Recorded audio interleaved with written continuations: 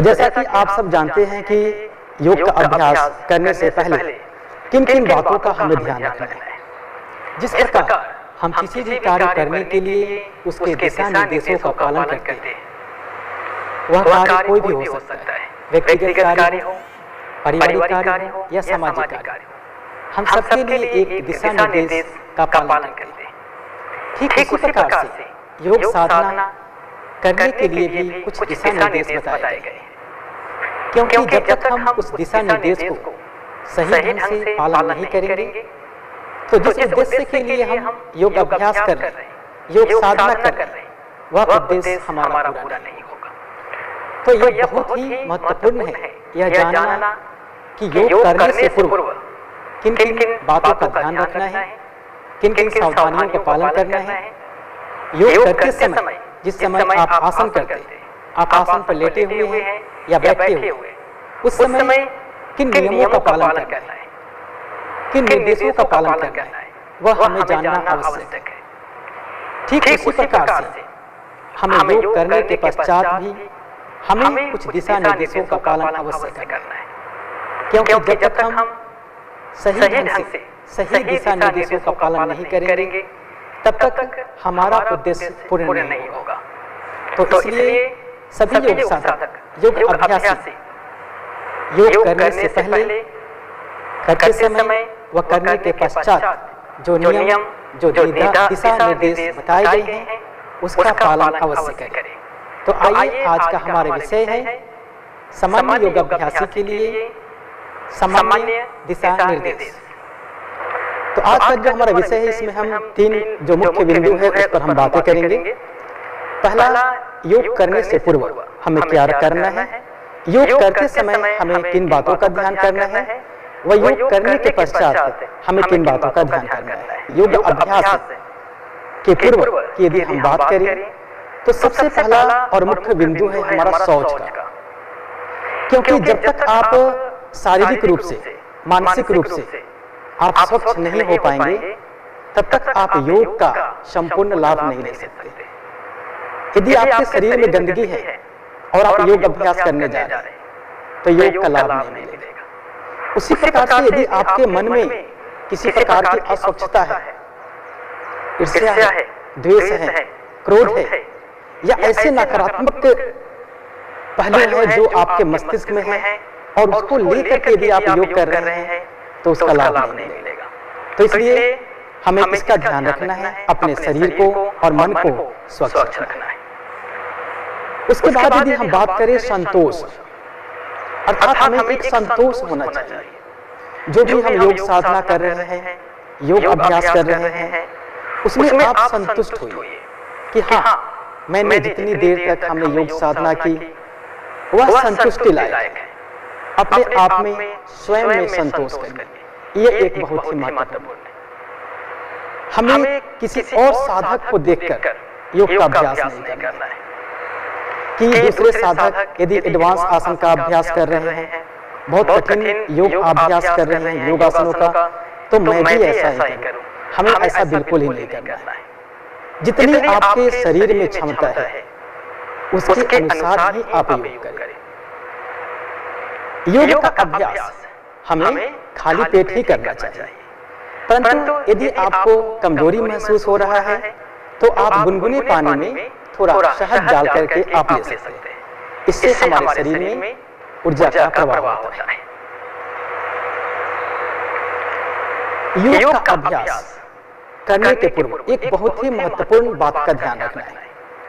जैसे हमें देखने को मिलता है योग साधक यदि योग साधना करने के लिए सुबह के समय जा रहे हैं, परंतु उनका यदि दिनचर्या ठीक नहीं है और सुबह यदि वह मल मूत्र से निवृत्त नहीं होते और बिना मल मूत्र के निवृत्त हुए ही योग साधना करने जा रहे हैं तो वो ठीक नहीं है। तो हमें योग साधना मल मूत्र से निवृत्त होकर के करना है, ताकि उसका योग का प्रभाव, योगासन का प्रभाव अच्छा ढंग से हो सके। योग करने के पूर्व हमें यह तैयारी देखना है कि जिस आसन पर आप योग करने जा रहे हैं वह सही है। इसके लिए आप योग मैट, कंबल, दरी या ऐसे कुछ वस्त्रों का चुनाव कर सकते हैं। योग आसन करते समय हमें किस प्रकार के वस्त्र को धारण करना है? जो हल्का हो, सूती वस्त्र हो और आरामदायक हो, उन वस्त्रों का हम चयन करें। योग करने से पूर्व जो सबसे महत्वपूर्ण बिंदु है, महत्वपूर्ण बातें हैं, वह यह है कि आप स्वयं को जांचें कि आप किसी बीमारी से ग्रसित तो नहीं। आप हृदय रोग या जोड़ों की दर्द, गर्भावस्था, मासिक धर्म या ऐसे कुछ रोग से आप ग्रसित तो नहीं हैं जो योग करने के बाद वो और आपको नुकसान दे। तो योग अभ्यास करने से पहले आप अपने योग शिक्षक, योग चिकित्सक या चिकित्सक से परामर्श अवश्य करें। उनको बताएं कि हमें इस प्रकार की समस्या है, हम इसमें किस प्रकार के योग का अभ्यास कर सकते हैं। तो ये तो हमने सारी बातें की योग के पूर्व की। अब हम बात करते हैं योग की दौरान, यानी योग की जब हम शुरुआत करेंगे तो कैसे करेंगे। योग की शुरुआत हमें शांत चित्त मन से पहले बैठ करके दीर्घ श्वास प्रश्वास करें कुछ क्षण के लिए। तत्पश्चात आप प्रार्थना करें, क्योंकि प्रार्थना करने से हमारा मन एकाग्र होता है, हमें शांति मिलती है। और जब हमारा मन एकाग्र और शांत होगा तो जो हम योग साधना कर रहे हैं उसका हमें लाभ मिलेगा। योग अभ्यास करते समय आप अपने शरीर को खराब न करें। आसन करते समय झटका ना दें। जितनी क्षमता है आपके शरीर में, आप उसके अनुसार ही योग का अभ्यास करें।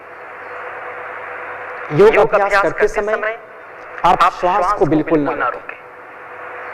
कुछ विशेष योग अभ्यास में सांस की गति को रोकने की दिशा निर्देश दिया गया है, परंतु जब तक आपके योग प्रशिक्षक सांस रोकने को ना कहें तब तक आप सांस ना रोकें। और हाँ, दूसरी बात, सांस और प्रश्वास यानी सांस लेना और छोड़ने की जो क्रिया है वह नाक के माध्यम से ही होना चाहिए।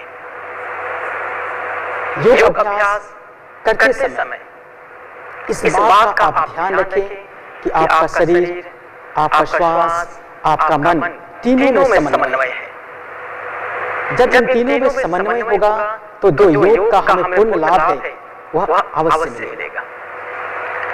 ऐसा करने से हमारा पैरासिम्पैथेटिक और सिम्पैथेटिक तंत्रिका तंत्र को संतुलित करने के लिए बहुत ही लाभदायक है।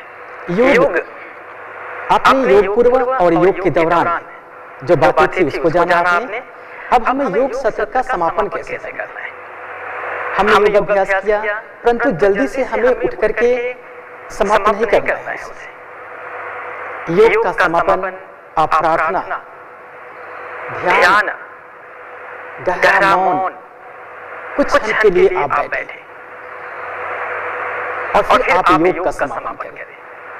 योग का समापन करने के बाद जैसे आपने प्रार्थना, गहन मौन, योग समाप्त किया, उसके पश्चात भी आप कुछ क्षण के लिए आप बैठे और स्वयं को देखें। आप यह जानने का प्रयास करें कि योग करने से पूर्व, योग करते समय व योग के पश्चात आपके शरीर, आपके मन व आपके श्वास की गति में क्या परिवर्तन हुए। क्योंकि जब तक आप उसे नहीं जानेंगे, जब तक आप उसे समझने का प्रयास नहीं करेंगे, तब तक संपूर्ण योग नहीं हो पाएगा। तो हमें इसको जानना है।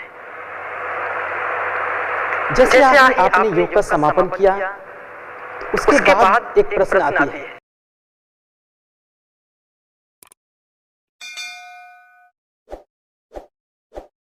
कि हमें कितनी देरों के बाद स्नान करना है। क्योंकि योग करते समय हमारे शरीर में उष्मा, एक गर्मी आती है, तो हमें तुरंत स्नान नहीं करना है। कम से कम आप 15 से 20 मिनट तक का समय दें, ताकि आपका शरीर की जो गर्मी है वह संतुलित हो जाए। तत्पश्चात आप स्नान करें। योग के पश्चात यह एक सामान्य प्रश्न है कि कितनी देर के बाद हमें भोजन करना है। शरीर के रक्त परिसंचरण के सामान्य होने के उपरांत ही योग अभ्यास के 20 मिनट के पश्चात ही भोजन का सेवन करें। इस बात का ध्यान अवश्य रखें, भोजन सात्विक हो। तो इन सारी बातों का आज हमने आपके साथ बातें की, योग पूर्व, योग के समय और योग के पश्चात क्या क्या करना है। चलिए आज का हम व्याख्यान को यहीं पर समाप्त करते हैं।